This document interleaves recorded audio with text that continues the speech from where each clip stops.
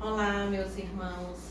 Eu sou Shirlene Angelim, sou discípula do segundo ano da Comunidade Católica Shalom. Sou médica com formação em psiquiatria e psicanálise. Vim hoje falar com vocês sobre 3 assuntos de grande importância neste tempo de pandemia, de isolamento social, que são a depressão, a ansiedade e o pânico.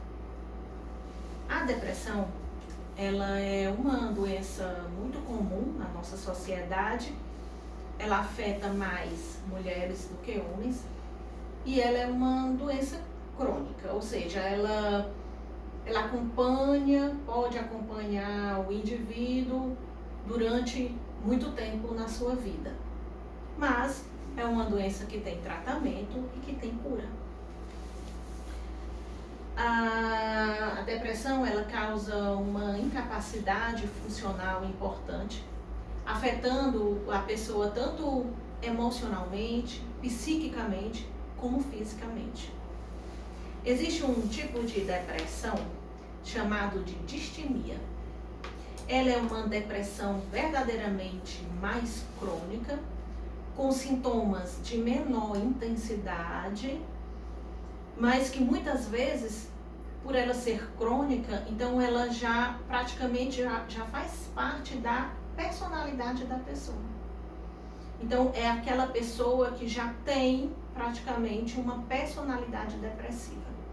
Então nós podemos dizer que ela tem distimia. É aquela pessoa que está sempre depressivazinha, sempre para baixo, sempre tristinha, que chora com facilidade, que está sempre ali mais quietinha, um pouco mais isolada, mas isso é ao longo da vida dela, é assim. É um tipo de depressão que também tem tratamento e também tem cura, certo? Existem 3 sintomas principais que o depressivo apresenta, então que a gente pode dar o diagnóstico de depressão. O primeiro é o humor depressivo. É quando a pessoa está bem para baixo, deprimidazinha mesmo, muito triste,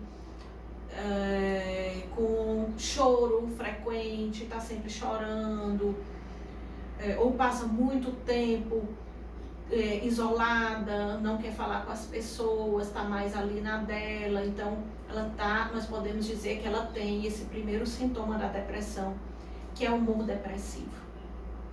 O segundo é a perda de interesse. É quando a pessoa perde o interesse por aquelas atividades que ela gostava de fazer. Perda de interesse por atividades que lhe davam, inclusive, prazer. Então, de repente, a pessoa, aquilo já não interessa mais, aquilo já não é tão importante, eu não quero mais. Então, essa é a perda de interesse que está presente na depressão. O terceiro sintoma é a fadiga. A fadiga no sentido de perda de energia, perda de coragem para executar algumas tarefas. Não tem mais vontade, não tem ânimo. É aquela sensação de desânimo, aquela falta de coragem, falta de força para fazer isso, para fazer aquilo, as coisas rotineiras da pessoa. Não precisa ser uma grande coisa, uma grande tarefa, não. Coisas simples. Muitas vezes o depressivo, ele tem dificuldade até, por exemplo, de se levantar da cama de manhã, né? Dificuldade em fazer coisas simples, coisas pequenas. Muitas vezes, até em relação ao autocuidado, fica aquela pessoa mais debochada. E aí incluem outros sintomas da depressão, que são ideias de culpa e inutilidade. A pessoa começa a se achar culpada por tudo que acontece ao seu redor, na família, no trabalho, enfim. E se sente também inútil, começa a pensar, eu não sirvo para nada, não faz diferença eu estar presente aqui na minha família, eu não sou nada. E também uma sensação de que o mundo também não vale a pena, um sentimento negativo em relação ao mundo, a tudo que acontece ao seu redor. Outra coisa é a dificuldade de concentração. Muitas vezes a pessoa com depressão, ela não consegue se concentrar num trabalho, numa leitura, às vezes nem mesmo numa conversa. Não consegue prestar atenção. Ter atenção naquilo que está sendo dito, naquilo que está sendo lido, né? O sono também do depressivo pode estar perturbado. Ou a pessoa dorme muito, ou a pessoa pode começar a ter insônia. Ou também um sono perturbado no sentido de dormir e acordar, ou ter pesadelos. Um sono que não é aquela coisa tranquila, normal. A pessoa percebe essa mudança, né? E a perda do apetite também. Isso vem naquela perda de interesse até pelo alimento, pelo autocuidado, etc. Tá certo? E a notícia boa é que temos tratamento, é que temos cura para a depressão. Mas qual é o tratamento da depressão?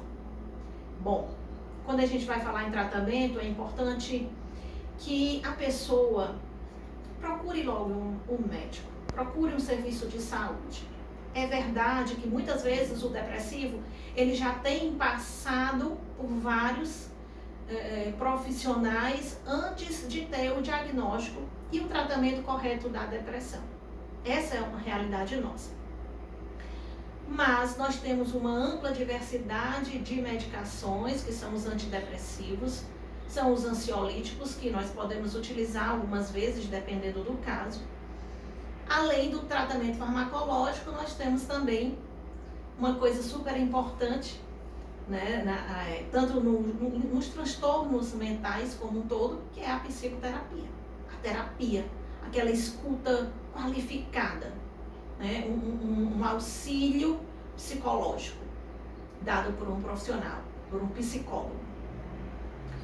E o terceiro item importante no tratamento dos transtornos mentais como um todo é a atividade física, que através dela nós temos liberação de neurotransmissores, que ajuda muito, auxilia a pessoa demais, auxilia nós, né, os médicos, nos auxilia muito no tratamento. Para a gente é muito importante, para o paciente e para a família, então, é de uma importância singular.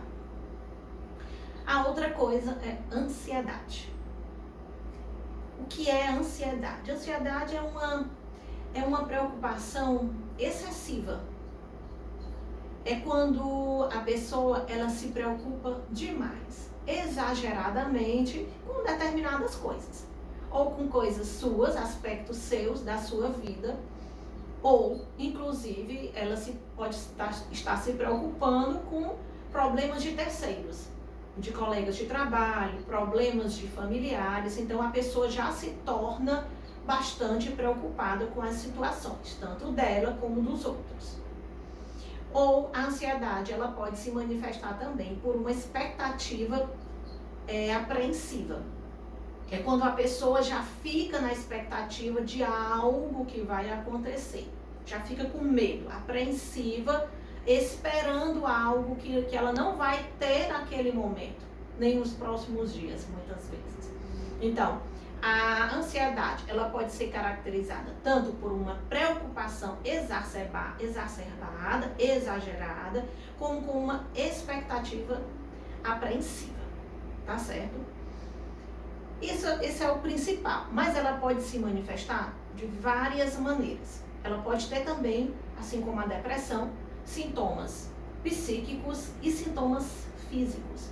Muitas vezes a pessoa com ansiedade, ela apresenta inquietação, ela apresenta irritabilidade, ou um cansaço, dificuldade de concentração também, porque não consegue devido à ansiedade, e às vezes a pessoa fica tão alerta, mas não consegue se concentrar.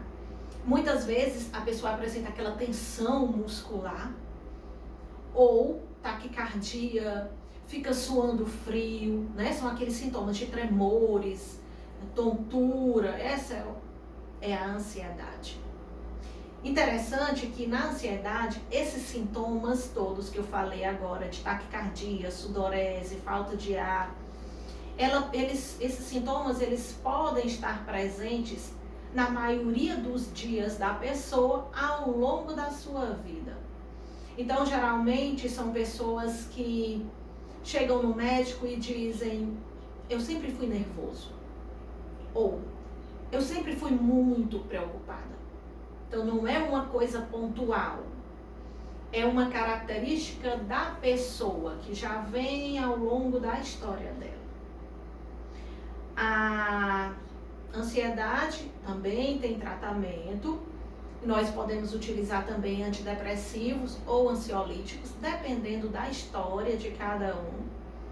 A psicoterapia também se mostra importantíssima, assim também como a atividade física.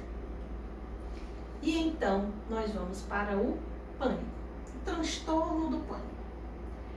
O pânico nada mais é do que o conjunto de manifestações da ansiedade.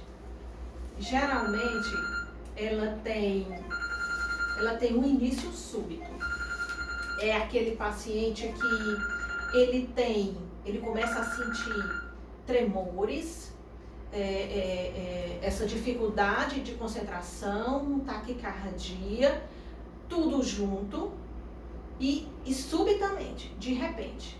Muitas vezes a pessoa pode estar num ambiente super tranquilo, sem estresse, ou no trabalho, ou em casa, assistindo a TV, quando vem assim tudo junto. Muitos dos sintomas da ansiedade juntos. A pessoa tem uma sensação de sufocação, uma sensação de morte, de perda de controle. Ou às vezes eles dizem: eu tenho medo de enlouquecer. Na hora, naquele momento. Então, é o conjunto de todos os sintomas da ansiedade num instante só. Só que ela é autolimitada. Demora em torno de 10 minutos, segundo a literatura. E aí depois vai passando aos poucos e a pessoa vai ficando bem. Certo? Mas geralmente a pessoa que já teve uma crise de pânico, ela pode estar desenvolvendo o que a gente chama de agorafobia. Agorafobia é o medo de lugares ou de situações em que a pessoa possa vir a ter uma nova crise. Por exemplo, medo de metrô, medo de andar de ônibus, medo de engarrafamento, medo de ficar na fila do banco. Muitas vezes a pessoa tem medo de sair de casa sozinha. Tem medo de sair de casa, por quê? Porque a qualquer instante ela pode ter uma nova crise. E aí fica com medo de não ter ninguém por perto para poder ajudar, para poder lhe salvar daquela crise. Então vem toda aquela crise de falta de ar, taquicardia. Né? Então você pode dizer que a pessoa tem o que a gente chama de agorafobia. É o medo de situações em que ela possa ter uma nova crise de pânico. Mas o pânico também, assim como a depressão e a ansiedade, eles têm tratamento sim, e tem cura sim, através do tripé. São as medicações, a psicoterapia e a atividade física, que ajuda bastante. Bom, é mais ou menos isso que eu tinha para falar por hoje. Eu espero ter sido clara e objetiva, espero ter ajudado vocês. Vocês podem até, inclusive, tirar dúvidas, fazerem comentários, tá certo? Pois, obrigada, até a próxima. Shalom.